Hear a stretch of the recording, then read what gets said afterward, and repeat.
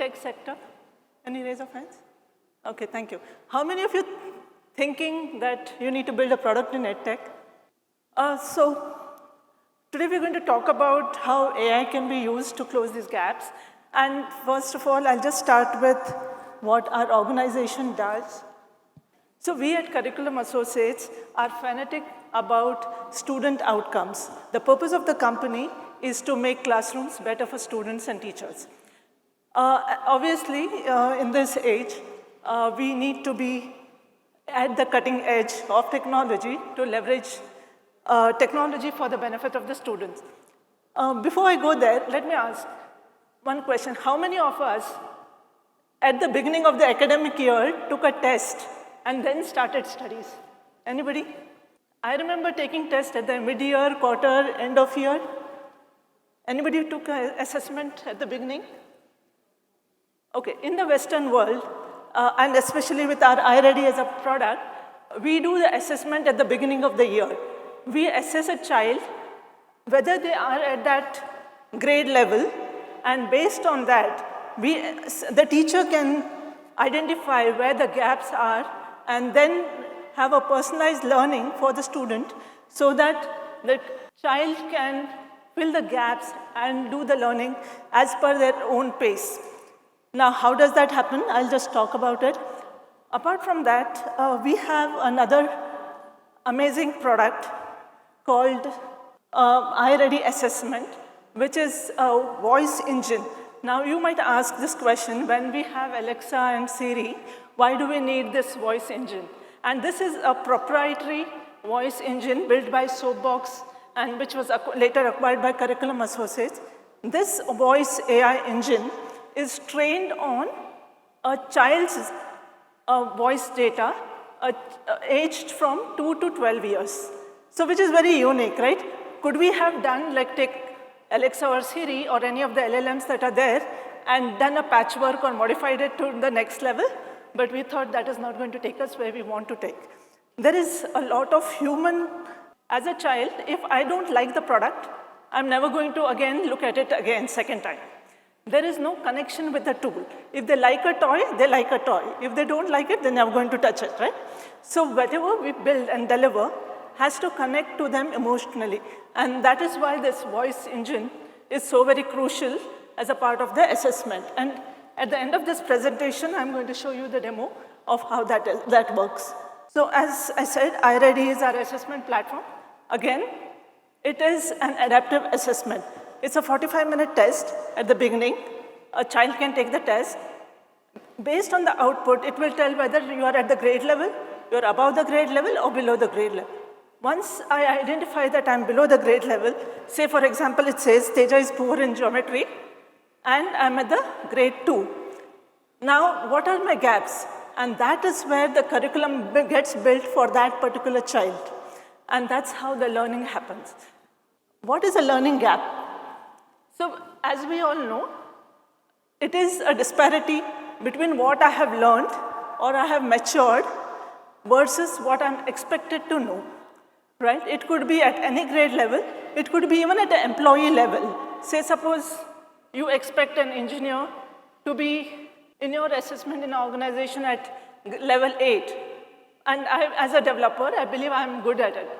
Now, when I take an assessment, it can say there is a gap. So that is what a learning gap is. And there are types as per psychology.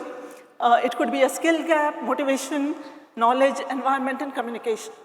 Now, AI can help fix 4 of these minus 1. Any guesses which?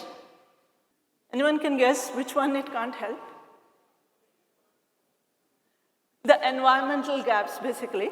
And it is because of the ecosystem or the physical environment that we are in. But now can I can, to some extent, we can fix that as well. Basically, it's because today, with the advent of internet, I can make technology available to the person and change the ecosystem of that learner. Some of the challenges in these learning gaps are basically equality, obviously resources not being available, some crisis like COVID, where you don't have access to education and the inter-teacher a type of a, human touch type of an learning. And then obviously, in today's world, there is lack of teachers, not just in India, but across the world. And especially since I go to some government schools and work with them, there are a couple of government schools where they're supposed to be taught English, and there's no English teacher. And how do you expect that 7th standard kid? It was so surprising. I said, do you know where, just on the map, do you know where United States is? They have no clue. And they can't even basically, just imagine, they have passed the test from standard 1 to standard 7 in English. And just that they can't converse in English. So there is a different type of learning that, there's not outcome, right? I mean, okay, I have passed standard 6 in English, but doesn't mean I know I can speak English. That's the learning gap that we're talking about. And how can AI help is what we're trying to address. And today I'm not going to walk through all the technological jargons, but just want to give an insight into, in today's India market, what are the potential, where we can invest. So I was looking at all the products that are available in the Indian market, not very, a few from Baiju and one from MB, but other than that, again, they're not really focused on children's outcomes. So where are the gaps and where we can help, right? One, as I said, there is a lot of personalized learning. So as we know, many of our parents who used to sit with us and teach, so that is where the connect happens. Now, leveraging AI, there is a lot of opportunity that I can do a personalized learning. So that's where it's important that I assess myself at the beginning of the year or at the beginning of my studies or education and say where I am. And from there, depending on what I'm expected to be, I can have a personalized learning session or a curriculum which says, okay, these are the 4 lessons you need to learn. And in our product, that is iReady, we have this personalized instruction, which is again very specific to that student based on how I have taken the test. So based on, again, the test is adaptive. Once I get through the test, the results of the test will tell me what are the lessons I need to focus on. And it could be a different learning path also. Say it is A versus B. Now for B, the learning path could be different. For A, the learning path could be different. And how I engage, and that could be also helping. One of the previous gaps that I talked about is the motivational gap, right? I can gamify and make people learn. So if somebody is interested only in learning through gamification, then give them a gamified lessons so that they can learn and come up there. Otherwise, what I have also done in my previous, one of the CSR activities was trying to teach children with autism. And what we learned is, very interestingly, these kids learn better when they see objects underwater. Now, how is it possible in real world to put objects underwater and teach them? So the easier way would be to use AR, VR, or virtual reality, get them to feel that they're underwater, and show the objects within the water ecosystem so that they can learn it better. So those are where technology can help, right? And again, a lot of AI can be introduced for personalized learning there. The other advantage is real-time feedback and support. Now, many times what happens is, I write my exam, most of us have done that, right? And then wait for months for the teacher to assess it and then tell me what marks I've got or where I'm poor at. Now, that may be in today's generation where everything is instant and you want to know your instant results. How I have done? Can I assess at that speed? So obviously, AI and technology can help there. Also, it can tell, suppose at one point if you say, okay, you have not fared well here, I can have an interactive system to say, okay, what mistake did I do? What was the gap in my learning? So that is something that the instant support and real-time feedback can help a student there. And this could be a very good one, especially when you are having something like a pilot simulator, right? If you are trying to fly some A380 aircraft, and then you see you made a mistake, obviously you don't want to know it after 2 hours or 3 hours. You need instant feedback from that simulator to tell me where my gaps are, and I want to try it the next time to get it right. And that's what we do even when we are playing sports, right? When I'm playing a TT, I need a coach to tell me immediately that what I'm doing wrong. I don't want my coach to tell me then 2 hours later what mistake I did when I was serving that game. So that is where your technology can help. Identification of early struggles. So many times we keep teaching kids, this is what you need to learn, this is what you need to learn, without realizing whether the child is capable or not. There are early detection systems which can identify whether a child is dyslexic, or there's also another, I can't pronounce it right, but you can identify if that child has a dislike for mathematics. It's called dysnumerica or something like that. But you can identify that through these early detection systems.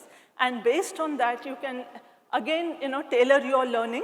If you think mathematics is so important, then at that right intervention at the early stages of their career will help them build that building blocks.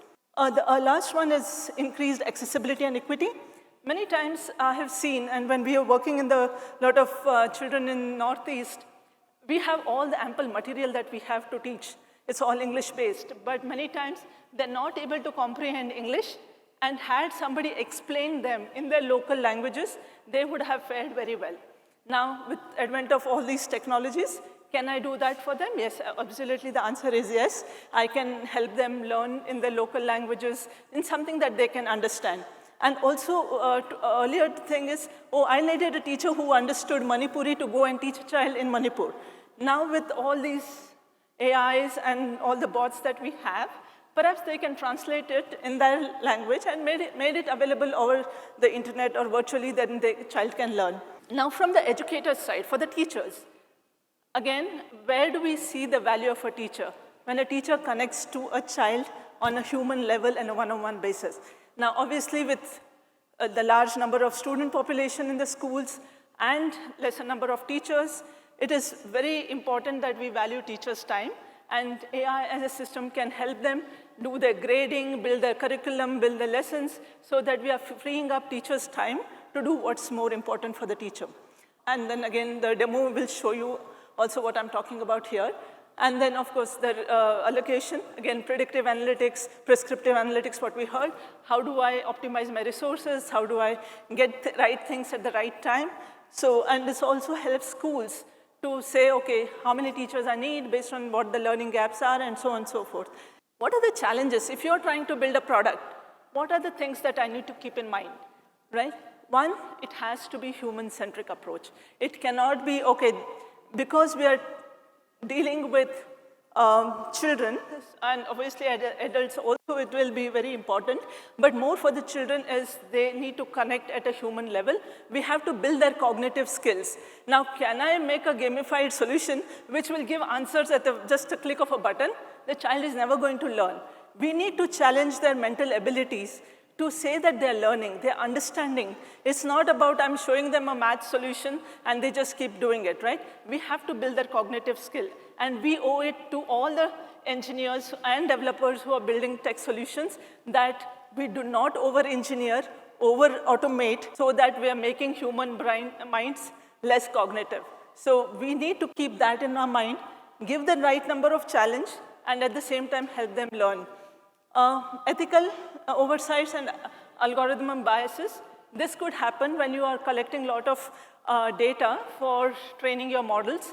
Now, if you take a very biased set, I wouldn't say biased, obviously we will take a distributed sample, but in that distributed sample, if your data is biased, say suppose you're doing a training program for Indian kids, and if I train the model only on American data, it's not going to work. Their pronunciation is going to be different, their syllabus is going to be different, their yardsticks, their teaching methodology, everything is different. So when I am trying to build a solution, it has to be, it has to be in that ecosystem, has to have ethical implications, and also ensure that there is no biases. At the same time, when I'm training a model with data, I need to ensure the privacy of the children or the learners who are participating in this program of training has to be protected. So privacy also plays a large role.